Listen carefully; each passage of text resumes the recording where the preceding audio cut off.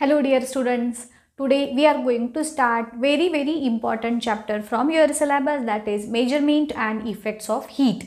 मी हा chapter important आहे यासाठी म्हटलं कारण की पुढे जाऊन तुम्हाला 9th आणि 10th स्टँडर्ड्समध्ये देखील या चॅप्टरमधल्या बऱ्याचशा कन्सेप्ट्स पुन्हा रिपीट होणार आहेत.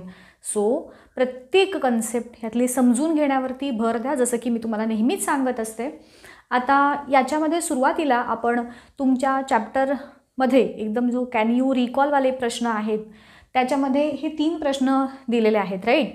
ते क्वेश्चन्स त्याचे आन्सर्स बघूयात आणि मग हीटशी रिलेटेड सगळी बेसिक इन्फॉर्मेशन मी तुम्हाला आज एकदम छानपैकी क्लिअर सांगणार आहे. पहिला प्रश्न जो दिला आहे तुम्हाला, from which sources do we get heat किंवा which sources do we get heat from, असा प्रश्न आहे. म्हणजेच आपल्याला जी उष्णता मिळते ती कोणत्या कोणत्या पदार्थांपासून मिळते. याच्यामध्ये एकतर सगळ्यात महत्त्वाचा जो सोर्स आहे तो म्हणजे sun is the important source of energy, जी वेगवेगळ्या फॉर्म्समध्ये आपल्याला मिळते. त्यातला सगळ्यात पहिला आणि महत्त्वाचा सोर्स हा सन आहे. मग दुसरा सोर्स काय असेल की कोणताही सबस्टन्स जेव्हा तुम्ही बर्न करता तर त्या बर्निंग ॲक्टिव्हिटीमधून देखील हीट रिलीज होते. So burning of a substance तुम्ही म्हणाल. त्यानंतर जिओथर्मल एनर्जी असते. अर्थ जी आहे आपली, अर्थच्या म्हणजे जो भूगर्भ म्हणतो ना आपण, द सेंटर जो आहे त्याच्यामध्ये असणाऱ्या हीटमुळे जे तुम्हाला माहिती आहे ना उष्ण पाण्याचे झरे असतात, तर ते जमिनीमधलं जे पाणी आहे ते गरम होतं. त्यालाच आपण उष्ण पाण्याचे झरे किंवा जे हॉट वॉटर स्प्रिंग्स म्हणतो ते असतात. सो सन झाला. जिओथर्मल एनर्जी म्हणतात त्याला, जी अर्थच्या ह्याच्यापासून सेंटरमध्ये आपल्याला असते त्याच्यापासून जी मिळते ती. बर्निंग ॲक्टिव्हिटीज झाल्या. त्याच्यानंतर ॲटॉमिक एनर्जी झाली. ॲटॉमिक एनर्जी एक आहे, त्याच्यापासून सोर्स मिळतो. त्यानंतर इलेक्ट्रिकल एनर्जी, हीटिंग इफेक्ट ज्याला म्हणतो ना आपण, इलेक्ट्रिसिटीमुळे हीट जनरेट होते. इस्त्री, गीझर ह्यासारखे जे इक्विपमेंट्स आहेत. सो हे काही झाले सोर्सेस ऑफ एनर्जी. म्हणजे सगळ्यात ह्यातला पहिला महत्त्वाचा सोर्स काय सांगणार तुम्ही? सन. त्यानंतर जिओथर्मल एनर्जी,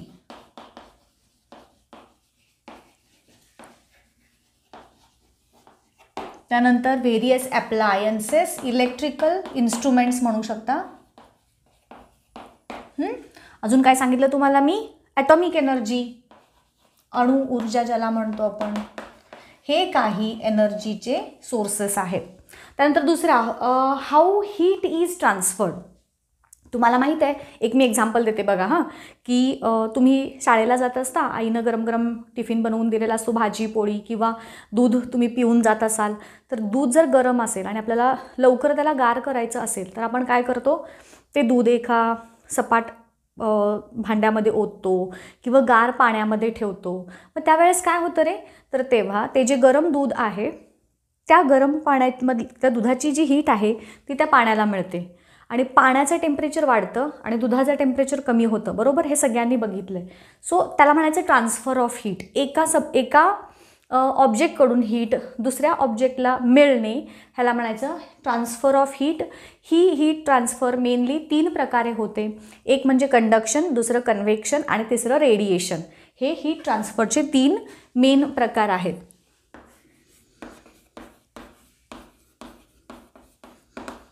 कंडक्शन म्हणजे जसं एक हॉट ऑब्जेक्ट दुसऱ्या ऑब्जेक्टच्या सानिध्यात ठेवलं तर त्याच्यामुळे त्याला जी उष्णता मिळते, जसं की एखादा मेटल रॉड आहे, मेटलचा रॉड मोठा, आणि मी हातात धरला आणि इकडं त्याला मेणबत्तीनं गरम करते, तर तिथून जी हीट ट्रान्सफर झाली दॅट इज कंडक्शन.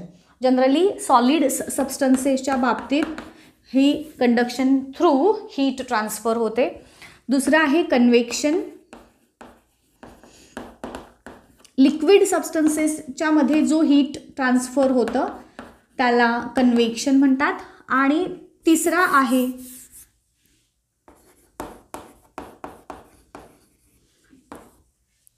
रेडिएशन्स. मग ही जी आपण सूर्यापासून एनर्जी मिळते तर तो एक प्रकारचा रेडिएशन्सच आहेत ना, किंवा एक्स रेज वगैरे आहेत, अल्ट्राव्हायोलेट रेडिएशन्स आहेत. सो रेजच्या मार्फत जी हीट आपल्याला मिळते किंवा ट्रान्सफर होते त्याला म्हणायचं रेडिएशन. मग सूर्यामुळं जमीन तापणे ही रेडिएशन थ्रू झालेलं हीट ट्रान्सफर आहे.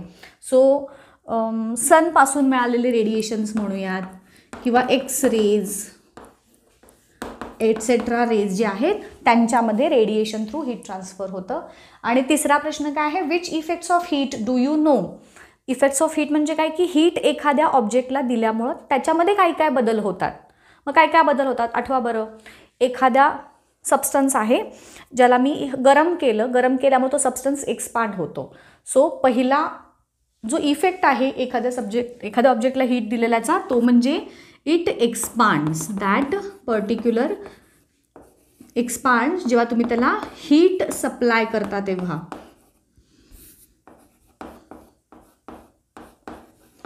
आणि कॉन्ट्रॅक्ट होतो जेव्हा त्याला गार करता तेव्हा. So it contracts on cooling. Expands on heating, contracts on cooling. हा हीटचाच इफेक्ट आहे ना. हीट दिली एक्सपांड झाला, हीट रिमूव्ह केली कूल झाला, कॉन्ट्रॅक्ट झाला. त्यानंतर सबस्टन्सच्या फिजिकल स्टेट चेंज होतात.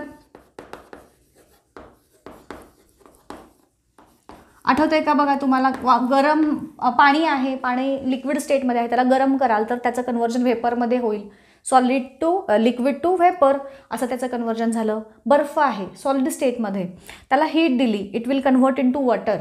So solid to liquid state म्हणजे जेव्हा तुम्ही एखाद्या सबस्टन्सला हीट सप्लाय करता दॅट टाईम त्याची फिजिकल स्टेट चेंज होते. आणि हीट रिमूव्ह केल्यानंतर म्हणजे गार केल्यानंतर सुद्धा त्याच्या फिजिकल स्टेटमध्ये, म्हणजे समजा लिक्विड आहे आणि त्याच्यामधली हीट तुम्ही काढून घेतली. हीट काढून घेणे म्हणजे गार करणे. त्या केसमध्ये त्या लिक्विडचं कन्व्हर्जन होणार सॉलिडमध्ये. सो हा पण एक इफेक्ट आपल्याला सांगता येतो. ऑल्सो त्याच्यामध्ये केमिकल चेंजेस पण होतात. एखाद्या सबस्टन्सला तुम्ही गरम केलं, हीट दिली, त्याच्यामध्ये केमिकल चेंज होतात. जसं की एखादा सबस्टन्स तुम्ही जाळलात, लाकूड घेतलं त्याला जाळलं तर it will get converted into carbon, होय की नाही. सो त्याच्यामध्ये केमिकल चेंजेस पण होतात. हे काही इफेक्ट्स आहेत जेव्हा तुम्ही त्या पर्टिक्युलर सबस्टन्सला हीट सप्लाय करता किंवा काढून घेता. त्यानंतर तुमच्या टेक्स्टबुकमध्ये काही डायग्रॅम्स दिल्यात बघा. एक डायग्रॅम आहे बॉइलिंग वॉटरची, एक डायग्रॅम आहे आईसची, त्याला हीट दिलं आहे. तिसरी डायग्रॅम आहे मॅचस्टिक बर्न होते आहे. आणि चौथी डायग्रॅम आहे एक बलून दिला, हॉट एअर बलून जो असतो तो. आणि मग हे इफेक्ट्स ऑफ हीट काय आहेत, म्हणजेच अगेन हीट त्या सबस्टन्सेसना दिल्यामुळं त्यांच्यामध्ये काय बदल झाले. सो दे वॉटर आहे, बॉइलिंग वॉटर आणि आईसला दिलेली हीट ह्यांच्यामुळं त्या दोघांच्या फिजिकल स्टेटमध्ये चेंज होतो. सो पहिल्या दोन डायग्रॅम ज्या आहेत त्याच्यामध्ये तुम्ही काय लिहिणार की when we supply heat to water it's physical state changes and it gets converted into vapour. दुसरा डायग्राम आहे आईसची. When we supply heat to ice it's physical state changes and it gets converted into liquid. हे झालं. तिसरा diagram आहे matchstick burn होतानाची. When we burn matchsticks chemical change occurs there and totally different substance that is carbon is form after burning the matchstick. आणि चौथी diagram जी आहे hot air बलूनची, त्याच्यामध्ये जेव्हा तुम्ही ते हीट काय म्हणता तुम्ही त्याला जी हीट सप्लाय करता तर त्या हीटमुळे आतली हवा गरम होते. त्या बलूनच्या आत हवा असते की नाही ती गरम होते, ती एक्सपांड होते. मी जसं सांगितलं ना हीट दिल्यामुळे एक्सपांड होते आणि म्हणून ते बलून वरती जातात. सो त्या डायग्राम्सच्या मध्ये जे दिलेले आहे तुम्हाला एक्सप्लेनेशन करायला विचारलं जाऊ शकतं एक्झाममध्ये. हेही प्रश्न तुम्हाला एक्झाममध्ये विचारले जातात. सो प्रत्येक ह्या प्रश्नांची अशी तुम्ही आन्सर सांगणार. त्यानंतर मग पुढचा महत्त्वाचा पॉईंट येतो हीट काय असते. जसं की तुम्हाला माहीत आहे there are various forms of energy. आपल्या आजूबाजूला तुम्ही वेगवेगळ्या प्रकारच्या एनर्जीज आत्तापर्यंत स्टडी केलेल्या आहेत. जसं की मी आत्ता जसं सांगितलं ना तुम्हाला की सनपासून मिळणारी heat energy, atomic energy, chemical energy, mechanical energy, kinetic energy. तसंच हीट हा देखील एक प्रकारची एनर्जी आहे because of which we are able to sense the temperature of any substance. मग हीटची डेफिनिशन तुम्ही काय सांगणार. It is a form of energy or it is a type of energy which flows from object of high temperature to object of low temperature. अशी त्याची definition, हीटची definition झाली. ही तुम्हाला विचारलं तर तुम्ही सांगाल it is a type of energy which flows from object which is having high temperature to low temperature हे सांगाल. आता ही जी हीट आहे ही हीट जसं आता सांगितलं, जेव्हा एखाद्या ऑब्जेक्टचं टेम्परेचर जास्त किंवा हीट त्याची जास्त असेल त्यावेळेस त्या ऑब्जेक्टचं टेम्परेचर हे हाय असणार, आणि हीट जेव्हा त्या ऑब्जेक्टची किंवा त्याचं टेम्परेचर कमी आहे इट मीन्स त्या ऑब्जेक्टमध्ये असणारं हीट एनर्जीचं प्रमाण कमी आहे. आपण जेव्हा बॉडीचं टेम्परेचर मोजतो म्हणजे आपल्या बॉडीमध्ये पण हीट एनर्जी आहे ना, ही आपले हा अंग गरम लागतं की नाही, डेड माणूस असेल त्याचं अंग गार लागतं बघा, बिकॉज त्याच्यामधली ती हीट एनर्जी सगळी निघून गेलेली असते. परंतु आपण जिवंत आहोत, आपल्या बॉडीमध्ये ज्या वेगवेगळ्या प्रोसेसेस होत असतात त्या प्रोसेसेसमधून some amount of heat generate होते, आणि म्हणून आपल्या नॉर्मल बॉडीचं टेम्परेचरसुद्धा 38 डिग्री फॅरनहाईट तुम्हाला माहीत आहे असतं ते. सो जेव्हा एखाद्या ऑब्जेक्टचं टेम्परेचर आपण म्हणतो कमी आहे इट मीन्स त्याच्यामध्ये असणारी हीट एनर्जी कमी असते, आणि टेम्परेचर जास्त आहे इट मीन्स त्याच्यामध्ये असणारी हीट एनर्जी जास्त आहे असा होतो, हे माहीत असू देत. मग हीटची डेफिनेशन झाली, तशीच टेम्परेचरची पण डेफिनेशन तुम्हाला सांगता येईल की it is the entity which tells us about how hot or cold an object is, असं तुम्ही त्या टेम्परेचरची पण डेफिनेशन सांगू शकता. सो मी हीटची डेफिनेशन सांगितली, मी टेम्परेचरची डेफिनेशन सांगितली, पुन्हा एकदा सांगते टेम्परेचरची definition, it is that entity which tells us about how hot or cold an object is. Definition ह्या दोन्ही पण लिहून घ्या, एक एक मार्कांसाठी ह्या डेफिनेशन तुम्हाला विचारल्या जातात. मग हीट झालं, टेम्परेचर झालं. हीटचं युनिट्स, तुम्हाला हीटचे युनिट्स विचारले जातात की हीटचं SI युनिट जे आहे ते जूल्स आहे, आणि CGS युनिट जे आहे ते कॅलरीज आहे. सो आता आपण काय काय बघितलं बघा. हीट म्हणजे काय त्याची डेफिनेशन मी सांगितली, त्यानंतर त्याचे युनिट्स, SI युनिट, जूल, आणि CGS युनिट कॅलरी. आता हे कॅलरी आणि जूल ह्या दोघांच्यामध्ये एक कोरिलेशन आहे. अगदी तुम्हाला दरवर्षी ह्याच्यावरती 8वी 9वी 10वी सगळीकडे हे लक्षात ठेवायचं, मी जे आत्ता सांगते तुम्हाला ते काय आहे बघा. 1 calorie is equal to 4.18 joule. हे अजिबात विसरायचं नाही. हे एक एक मार्कांच्या प्रश्न जे फिल इन द ब्लँक्स वगैरे असतात की नाही तुम्हाला, त्याच्यामध्ये हे विचारलं जातं. 1 calorie is equal to 4.18 joule. मग आता ह्या 1 कॅलरीची डेफिनेशन पण तुम्हाला सांगायची आहे की 1 कॅलरी हीट कशाला म्हणायचं.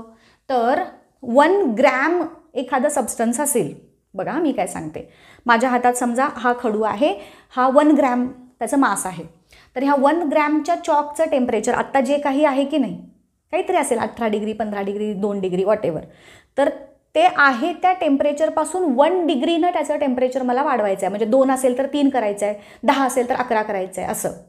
सो बघा इट इज 1 कॅलरीची डेफिनेशन मी सांगते. It is the amount of heat which is supplied to an object to increase its temperature from 1 degree Celsius.